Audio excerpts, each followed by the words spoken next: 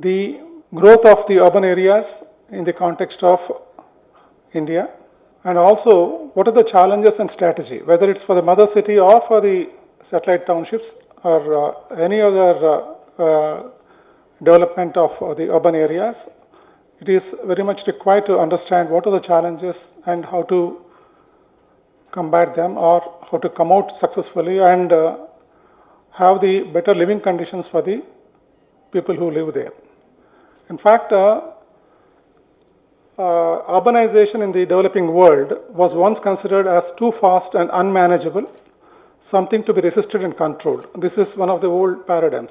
Exactly some 15 years before, I was attending a similar conference in one of the universities here, and one of the professors in civil engineering, and he was commenting the city development should be stopped after the population crosses 10 lakh.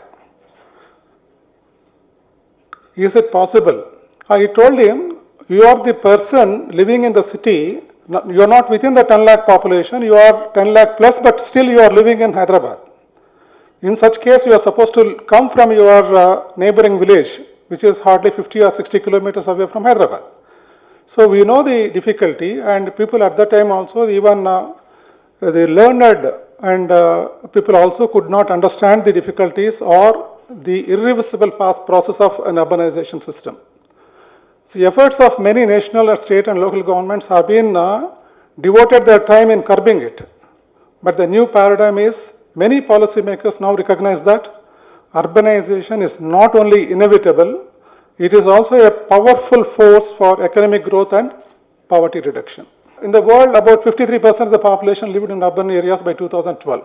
And as you know that more developed countries has 3/4 of the people living in urban areas, and least developed countries are having only 1/4 of the population in urban areas. And it is estimated that almost all urban population growth in the next 30 years will occur in cities in developing countries. See, this is what as the an Indian, we should realize that lot of urbanization will happen in India. On the other hand, it is expected to remain largely unchanged over the next 2 decades in the developing countries. And India represents apparently 17.3% of world population by 2011. India's urbanization, however, is in a small proportion as compared to other large developing countries such as China, where it's 45%, Indonesia 44%, Mexico 78%, and Brazil 87%. The trend of urbanization in India shares most characteristic features of urbanization in the developing countries. And number of urban agglomerations have increased from 1827 in 1901 to 7,935 in 2011.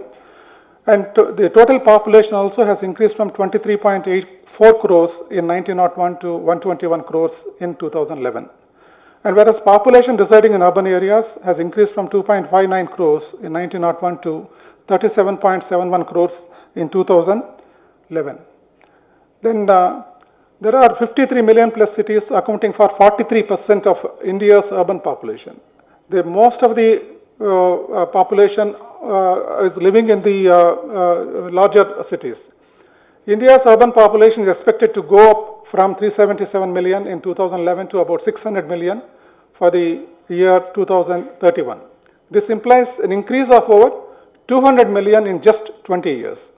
About 60% of the growth in the urban population in the past is due to natural increase, whereas rural urban migration has contributed to only 20%.